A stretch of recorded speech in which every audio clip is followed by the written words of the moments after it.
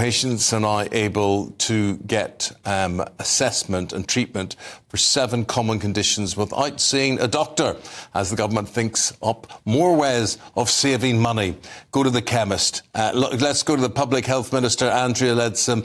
Morning, Ms Leadsom, very nice to see you. Morning. I know what you're going to do here, and you're going to say how this is a great improvement, but every chemist I know talks about how they're underfunded, how they're overworked, and what you're doing is giving them a ton more work because you won't pay for doctors. That could not be further from the truth. This is a brilliant news story for patients, as well as for GPs, as well as for pharmacists. Essentially, 4 in 5 of us live within a 20-minute walk from a community pharmacy, and in more deprived areas there are twice as many community pharmacies. At the same time, pharmacists are highly skilled, highly trained people, more so than ever before.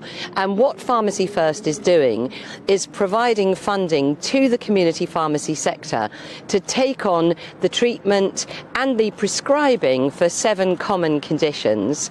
And what that means is that frees up GPs, for whom the pressures have never been greater, to be able to focus on the more complex conditions. So the common conditions that pharmacists will be able to treat and prescribe for will include things like sore throats, earache, sinusitis, impetigo in babies, shingles, urinary tract infections. So it's hugely good news for patients. You'll be able to walk into a pharmacy and get very swift treatment. It amazes me, though, the son of a pharmacist, our Prime Minister, famously talks about it a great deal as one of his most relatable USPs, hasn't realised how exhausted pharmacists already are. I only have to do a quick Google. The Pharmaceutical Journal headline here: pharmacy leaders warn of pressures on exhausted and overworked pharmacists during the longest doctor strike in NHS history. You totally and utterly missed this point, haven't you? No, not at all. Pharmacists do a fantastic job. Yeah, but they're exhausted. There are thousands of community pharmacists across England, and this was not obligatory.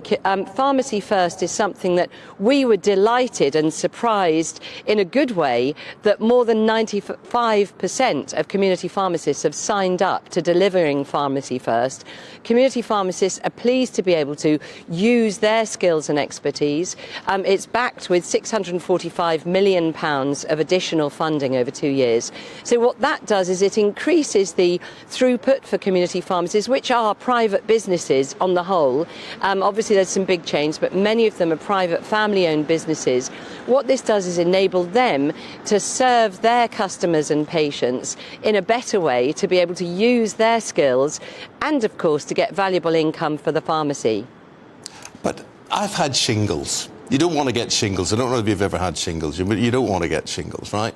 But I don't think I would want to walk into Boots on the high street and say, here, have a look at my rash. Well, every pharmacist has a consulting room, and you'd be seen in a consulting room. And of course, you're not obliged to go to a community pharmacist. This is something that many patients will welcome, particularly if you want to get seen same day. You'll be able to walk into a high street pharmacist. It allows hugely better flexibility and also greater access for those common conditions. Now, at the same time, so GPs and NHS 111 and urgent and elective care will be able to refer to a pharmacy where it's something that a pharmacist would be able to deal with. Already what we've seen is a big success in pharmacists dealing with blood pressure checks and prescribing oral contraception in a way that is convenient for patients and is saving lives. In the case of blood pressure checks, identifying and treating people and able to send them then for further checks where there are concerns. So pharmacists will be on referring people back either to the GP or in need to A&E. Well, but as part of Pharmacy First, what we've done is to create a new improved digital infrastructure so that pharmacists will be able to work much more closely with GPs in future. OK, and we wish you well. We hope it does work out for everybody, bringing medicine closer into the community and whatever. Just in the 45 seconds or so that remains to us, we're 4 years on from Brexit. What benefits do you feel? Do you feel liberated? Do you feel Brexiteered? Yes, I really do. You know, for me, it was all about sovereignty. It was the freedom to make our own decisions. When you look at the huge number of free trade deals that we've been able to do, including being the first European nation to sign up to the Trans-Pacific huge trade deal that we did last year. We also, if you consider in the health space, we've got our own medicines agency that enabled us to be the first to roll out the COVID vaccine. That was enormously beneficial to our economy and to being able to come out of lockdown earlier. If you look at financial services, the Edinburgh reforms to ensure that the UK can stay as we are currently in a world-leading position in financial services. There's so many areas that have been good for the UK, and yes, I'm delighted. Continue Andrea, to be. I mean, I'm sure you are. Well, a lot of our viewers and listeners are absolutely Brexiteers, but many people left scratching their heads about whether or not they feel those benefits. And when you point to these trade deals specifically, as a percentage of GDP, tiny compared to actually having free trade with our nearest neighbours.